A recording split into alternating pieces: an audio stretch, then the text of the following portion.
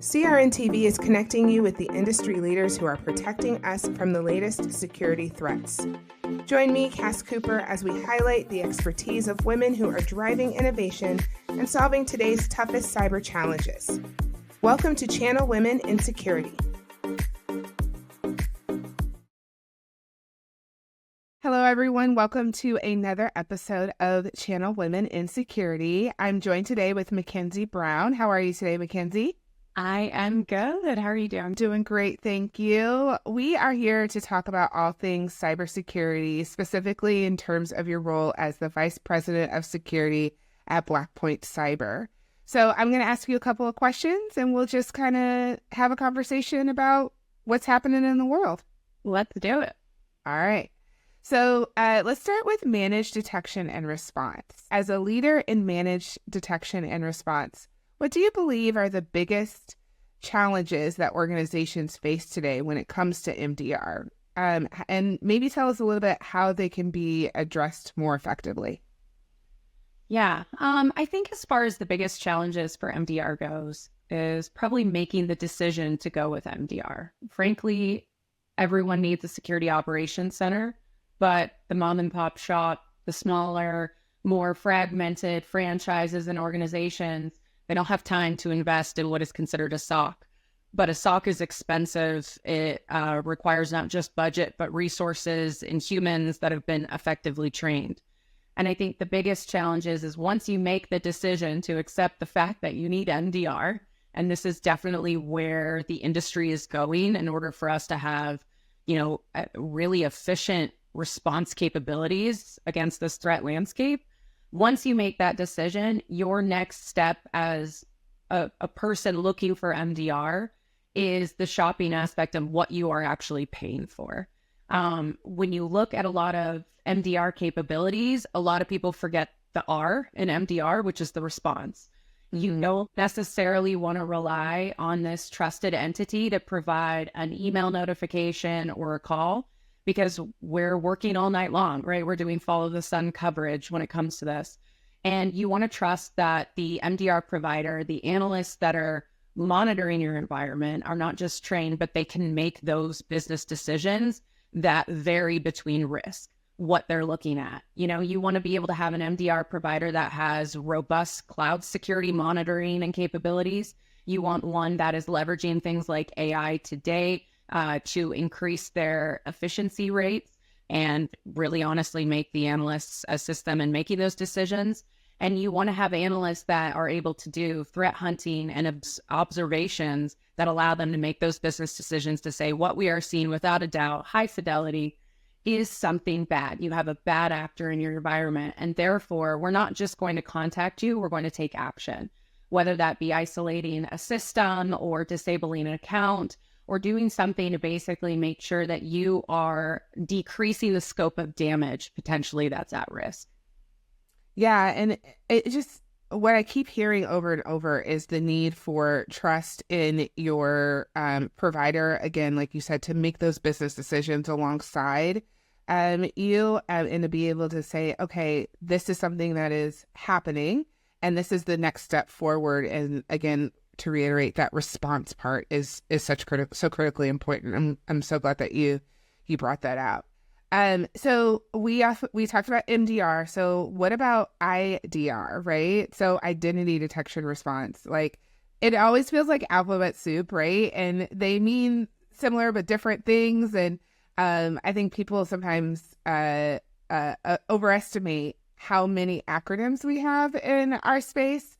So when we're talking about identity detection and response, with the rise of these types of attacks, right, identity-based attacks, how do you see identity detection response evolving over the next few years? And what areas should people prioritize? Well, frankly, the way Blackpoint's technology was developed in many ways is identity detection. I saw a lot of this too out on the showrooms this year at conferences and in the cybersecurity space, that this acronym, while it's new, it's not necessarily new at all. Being able to understand and qualify what you're looking at from a threat perspective often comes down to, is this a normal behavior or is this an anomaly? And that is based on the account in question or the end user. We're seeing a lot less malware today, and well, it still exists, of course, and we're seeing a lot more continuation of social engineering, impersonation and masquerading, and really compromising credentials and compromising identities. And identities are the new perimeter, whether that's through your authentication technologies, how you do authorization, and frankly, how you do just the basics of, we have MFA and conditional access policies, but also we have least privilege and concern, and we are ensuring that our privileged users are using some sort of PAM solution. And that's the most difficult part when it comes to identity detection, because as a MDR provider, we're relying on our clients to have effective identity and access management infrastructure in place, and to have these controls in place, and to know who their end users are. But since COVID, obviously, we're an extremely increased now remote workforce. And that even for us, we're 10 to 1 when it comes to our cloud incidents, cloud security-based incidents versus our on-prem incidents. And I use the term incidents lightly, but really the cases that are coming in and the alerts that we have to validate and investigate.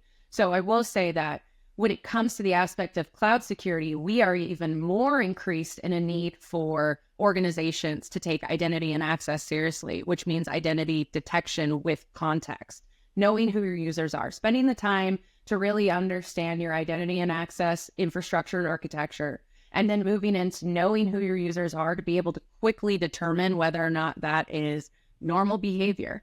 20% of our cases that are incoming right now when we onboard a new customer, and this is like my favorite new stat that we use, but onboarding new customers, 20% of them have an active business email compromise occurring. And this is where we're seeing a lot of activity right now, and we're able to pull back the curtains and work with the customer and kind of validate it. We're even seeing organizations by proxy that are BECing other organizations that they have a trusted relationship with through these compromised users. So we have to do a lot more, backwards hunting to basically be able to clean up. Remediation in this aspect is really easy in a lot of ways, but knowing why you're targeted is difficult. And that identity detection portion is so imperative, because it really helps you know that you have a grasp and you have confidence on being able to say, yes, this is not a false positive. That user is compromised. We'll address it, but why are we targeted? Why was that user targeted? Because often that leads to that user has a lot more access. They may be higher up in the organization, right? Everything comes back to identity and then how we are authenticating as well, because those authentication, while I don't want to say don't do MFA, right? Even MFA can be bypassed. So we see a lot of token theft and replay. We see a lot of targeting enterprise applications.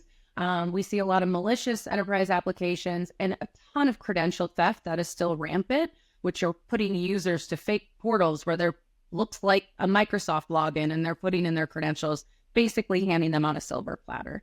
So I will say identity is so important. It is the new perimeter, and it's what we need to be focusing on. Wow. I try to do these interviews and not be scared, but at the same time, it's like you've got to.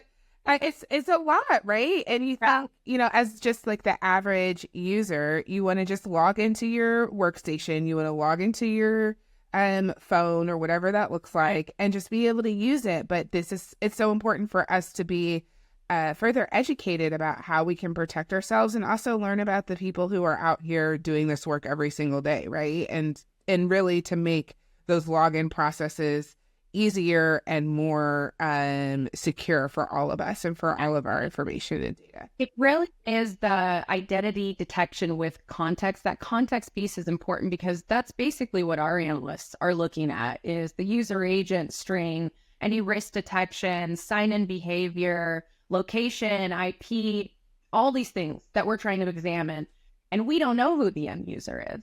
But the organization has, depending on the size of the organization, obviously, has the benefit of knowing who their end users are and their accounts, and really where their crown jewels sit and who has access to that data.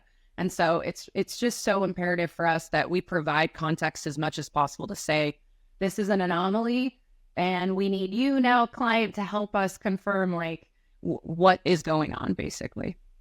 And just to confirm, when you say client, you're talking about end users and your solution provider or your partner program. Like, tell me a little bit how those integrate together. Yeah, so we have a partner program where we respectively protect our partners, at no cost. This is what we're doing. And that's when they bring on their downstream customers. Often this is SMB, as you can imagine, across lots of industries. So we have to ensure we're looking at hundreds of environments at a time. We have to ensure that we're also protecting the provider, which honestly, that is more terrifying to me when a partner is targeted. And we've seen this before, especially when it comes to new vulnerabilities that are coming out, especially when it comes to vulnerabilities sitting in the categories of firewalls, VPN usage, basically anything that's going to target the edge and perimeter in question. So when those start to get a little bit heightened out the threat landscape, which is pretty normal actually, there's new 0 days every day, and there's new, high scoring CVS vulnerabilities. We have to protect our partners knowing that they are, in a sense, the crown jewel to all of their customers. Because if you are able to compromise an MSP, you are able to essentially have privileged access right out of the gate to all the downstream customers. Yeah. Wow. Let's shift a little bit and talk about AI, right? And AI strategy and security. So we all know AI is becoming increasingly integrated into all of our strategies, not just cyber, but across the board. People are using it every single day in all these different spaces. But tell me a little bit about how Blackpoint is leveraging AI to approach threat detection, and maybe give us some advice for organizations looking to incorporate AI into their security operations. Yeah, of course. So we moved past sort of the innovative stage, which is continuous of use of AI, of how can we leverage this? The same way I feel like I've been having more conversations around AI use by threat actors. And I always have to remind people it's just as new to them as it is new to us. We have to find ways that AI improves essentially the concept of time and speeding things up and making things more efficient. And there's always going to be a human interaction with that. You can't rely on accuracy, honestly, in a lot of ways. You can't rely on the output necessarily. And you are the prompter in many ways when it comes to AI. For us internally at Blackpoint, we have a pretty robust AI program that has been in place for over the past year. And it was defining ways to look at how AI integrates with your security operations center. We want to upskill our analysts. We want to, as I said earlier, we are seeing a 10-to-1 when it comes to cloud cases coming in and alerts coming in for the cloud versus on-prem. And we're gold at on-prem, and we are increasingly have to be quicker, though, when it comes to cloud cases. We also see a lot of alerts that are around RDP, VPN usage, things that are extremely noisy, but not necessarily false positives. In many ways, they are legitimate alerts. So we have to do our due diligence at validating everything. And this is where we have leveraged AI and really building out these LLMs or these learning models to assist us in looking at, let's take all of this data and let's take what we know, let's provide the context to it and see if we can speed up the validation process when it comes to these cases and these alerts that are coming in, so that our analysts now can kind of move a step further.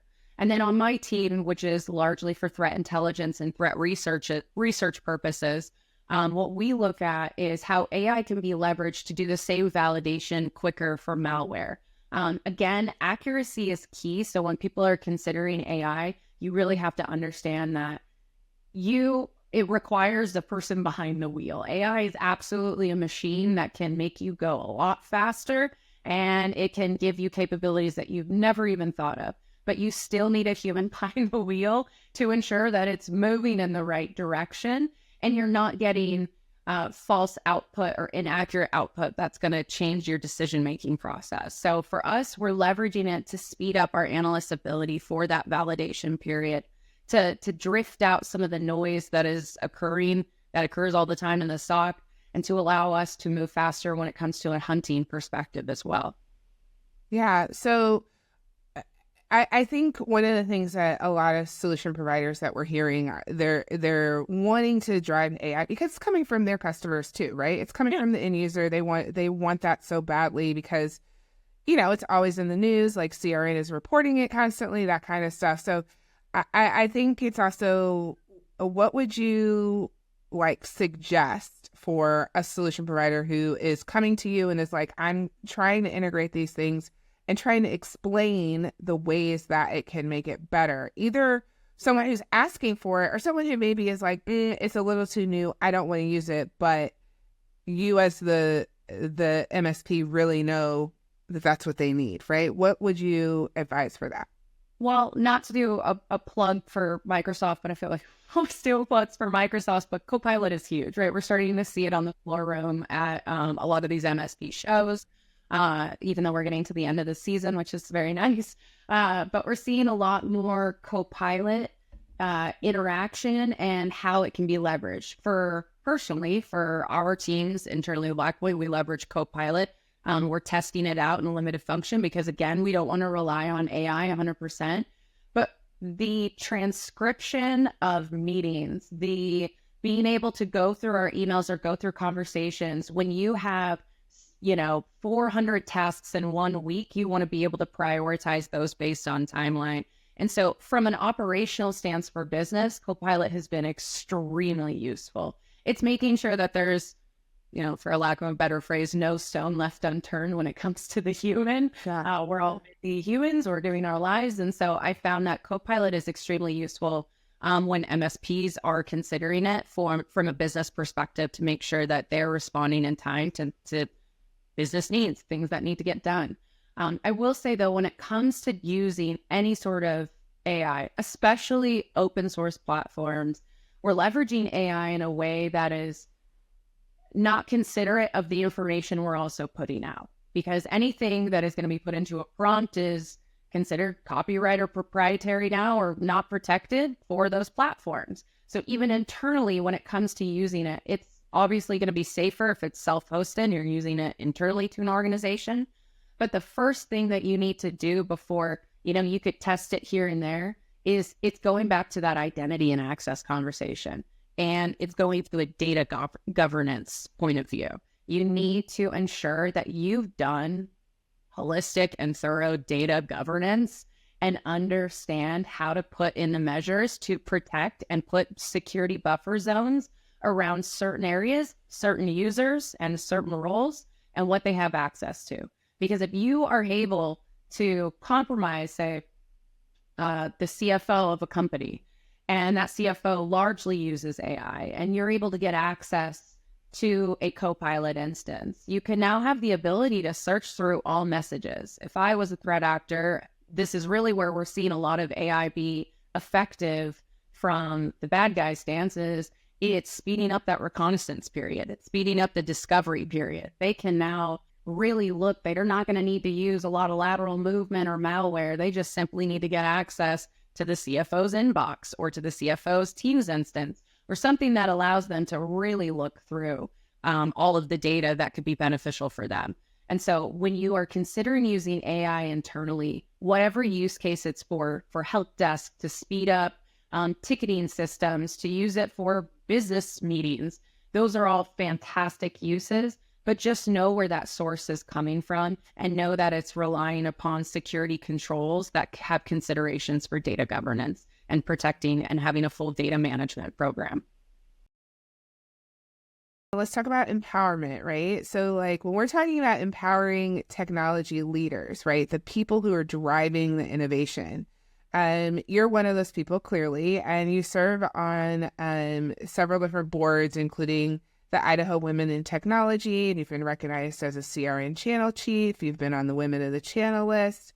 Those are just a few of your accolades. But what advice do you have for the next generation of leaders, people who are looking to advance in cybersecurity field, especially on the technical part of leadership? Right. So I would say advice to the next generation. And I had a very unorthodox career and path in a way that I wouldn't have expected I would have been here. That wasn't my focus. However, I wish it would have been my focus in the beginning. So, the first and foremost is like passion. And that's something that I see that dwindles, the longer you are in a position, there's this joke that people say when you are in incident response from the cyberspace. When you're in incident response, you slowly become more pessimistic because you just see car crashes all day long. So I think that it's important that regardless of where you go in your direction of your career, especially in cybersecurity, just don't lose that passion. Because it does have wear and tear. It gets pulled down a little bit, and then you wake up one day and you're like, why am I doing this? And you have to remind yourself why you're doing it and what parts of your job give you and ignite that passion even more. And then secondary would be patience. You know, all good things come with hustle and grind and grit, and having patience and recognizing, hey, I've got mentors in this area. I have patience to understand personalities. I'm focusing on my EQ for emotional intelligence. All of those things combined with the hustle and grind will absolutely get you somewhere. And just make sure, again, the passion, you don't lose that. Because once you lose that, you get to a point where you've grinded so hard, you're at the top of the mountain and you're bored. And so you really want to make sure that whatever you're doing has purpose. And that's really what we all want in life, is to make sure we're finding our purpose. Beautiful. Anything else you would like to add before we close out?